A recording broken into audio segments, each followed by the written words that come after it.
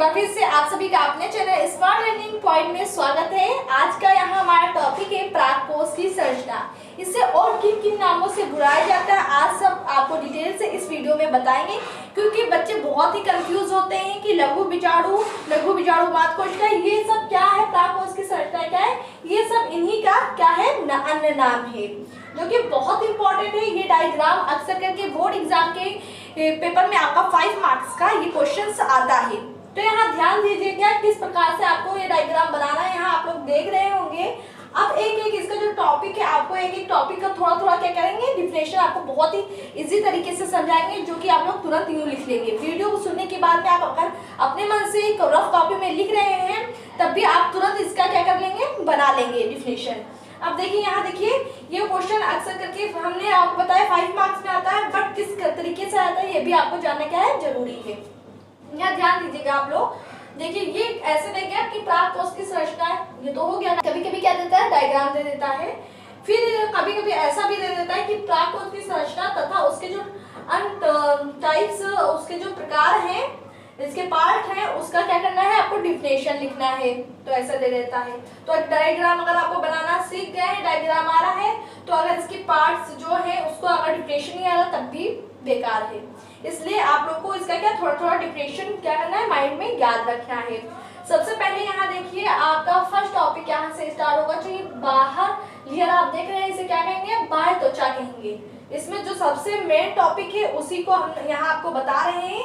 ये बहुत महत्वपूर्ण टॉपिक है, क्योंकि ये टेटम अक्सर के वाइवा के दौरान पूछ लिया जाता है, या बोर्ड एग्जाम में 1 मार्क्स का ये क्वेश्चन आ जाता है। इसमें से एक क्वेश्चन कोई उठाकर ऐसे आ जाता है 1 नंबर का।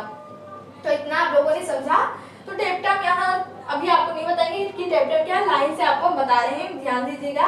देखिए प्राक कोश की जो सबसे बाहरी त्वचा रहती है उसे क्या कहते हैं, बाह्य त्वचा कहते हैं। देख सकते हैं, देखिए यहाँ प्राक कोश की सबसे जो बाहरी त्वचा परत होती है उसे क्या कहेंगे, बाह्य त्वचा कहेंगे, जिसे एपिडर्मिस भी कहते हैं। अब नेक्स्ट टॉपिक आप लोग इसे लिखते चलिएगा नोट्स कॉपी में, हेडिंग डालेंगे बाह्य त्वचा, और जो हमने डिफिनेशन बोला उसे आप लोग लिख लीजिएगा। ये ज्यादा जो अगर बुक में है बहुत ही डिटेल, बहुत ही ज्यादा टफ इसका जो वर्ड उसमें यूज किया गया डिफिनेशन में बहुत ही टफ है। बच्चे अक्सर करके रटते उसे क्या हो जाते हैं, भूल जाते हैं। अगर आपने इससे पहले, अगर बोर्ड एग्जाम से पहले इसका अगर बहुत ही टफ वाला वर्ड याद भी कर लिया तो बोर्ड एग्जाम की कॉपी लिखते समय आप लोग अक्सर करके भूल जाएंगे। यहाँ देख सकते हैं। तो इसलिए हम बहुत ही इजीली यहाँ बता रहे हैं। तो हमने क्या बताया कि बाह्य त्वचा क्या है, प्राक कोश की सबसे बाहरी परत को क्या कहेंगे, बाह्य त्वचा कहेंगे। अब इसका कार्य भी हेडिंग डालिए, कार्य क्या होता है उसे हेडिंग डालिए।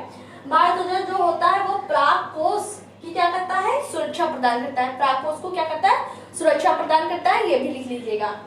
फिर नेक्स्ट है आपका मध्य परत, जिसे मिडल लेयर कहते हैं, लिखिएगा। मध्य लेयर में आपका जो मध्य परत है उसमें क्या होता है, 3 परतें पाई जाती है। क्या, 3 परतें पाई जाती हैं। यहाँ आप लोग देख सकते हैं, इसमें 3 परतें पाई जाती हैं, जो क्या सूक्ष्म बीजाणु मात्र कोशिका को पोषण प्रदान करता है। क्या, सूक्ष्म मात्र कोशिका को पोषण प्रदान करता है। इतना लिख लीजिए, नोट करते चलिएगा, नोट्स कॉपी भी बनाइएगा। यहाँ देखिए। फिर नेक्स्ट आपका यहाँ देखिए, ये आप यहाँ देख रहे हैं ब्लैक, यहाँ ब्लू कलर का, इसे क्या कहते हैं, टेप्टम कहते हैं। आगे ये आपका मेन टॉपिक, टेप्टम्स क्या है, व्हाट इज द टेप्टम। तो देखिए टेप्टम जो होता है वो, इसमें टेप्टम में कहते हैं एक लेयर पाया जाता है। क्या, एक लेयर पाया जाता है। और टेप्टम की जो कोशिकाएं होती हैं वो क्या होती है, लंबी होती हैं, और क्या होती है, बहुगुणित होती हैं। क्या होती हैं, बहुगुणित होती हैं। ये इतना लिखेंगे। फिर लिखने के बाद में इसमें आप लोग को लिखना है टेप्टम के क्या कार्य हैं। ये टेप्टम आपके लघु बीजाणु को क्या करता है, पोषण। इतना टॉपिक आपका हो गया टेप्टम तक कि टेप्टम क्या है हमने बताया, उसे नोट कर लीजिए। फिर नेक्स्ट है आपका रंध्रक। रंध्रक किसे कहते हैं, जहाँ से प्राक कोश का स्फुटन होता है, जहाँ प्राक कोश जहाँ से जिस स्थान से निकलता है वो स्थान क्या हो जाती है, थोड़ी पतली हो जाती है, और उसी स्थान से क्या प्राक कोश की क्या होती है, स्फुटन होती है। तो उस स्थान को क्या कहेंगे, रंध्रक कहेंगे। लिख लीजिए इतना। फिर है नेक्स्ट, यहाँ है लघु बीजाणु मात्र कोशिका और प्राक कोशिका भित्ति। तो कितना 1 2 3 4 टॉपिक हो गया। बस आपको 4 टॉपिक पे लिखने के बाद में छोड़ देना है, और इतना डायग्राम। अगर आप लोग पूरा लिखने में अगर अपना समय बिताएंगे तो और भी जो लॉन्ग क्वेश्चन 5 मार्क्स का रहता है वो सब आपका क्या होगा, बोर्ड एग्जाम में छूट जाएगा। तो ऐसा करना है कि कोई भी क्वेश्चन नहीं छोड़ना है और अच्छे से लिखना है। डायग्राम बहुत ही आपको सुंदर बनाना है, और उसके बाद में उसके जो मेन टॉपिक है उस पर आपको क्या डिटेल से नहीं ज़्यादा लिखना है, उसका थोड़ा सा डिफिनेशन आपको लिख देना है।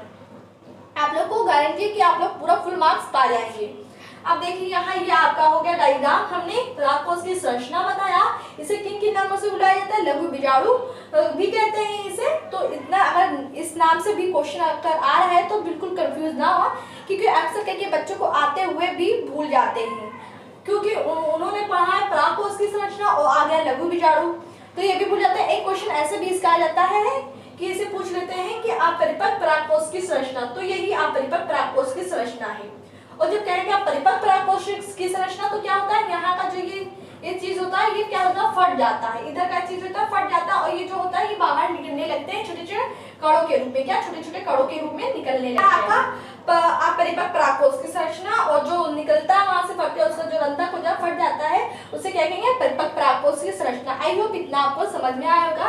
काफी हमने यहाँ बहुत इजीली तरीके से इसका डिफिनेशन छोटे छोटे तरीके से लिखा कर आपको बता दिया है। इसका नोट्स कॉपी आप लोग बना लीजिएगा, क्योंकि एग्जाम में वही नोट्स कॉपी आप लोग की क्या करती है? हेल्प करती है। क्योंकि एग्जाम टाइम में समझ में नहीं आता है कि बुक से पढ़ें, एनसीईआरटी बुक पढ़ें कि क्या पढ़ें। उस समय आप लोग को जो इम्पोर्टेंट क्वेश्चन हो वही पढ़ना होता है, और यही सही बात है कि आप लोग वही चीज़ पढ़ें जो इम्पोर्टेंट हो।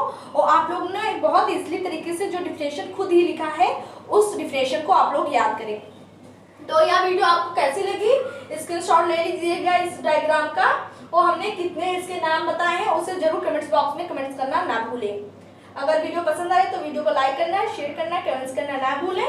स्क्रीनशॉट ले लीजिए आप लोग।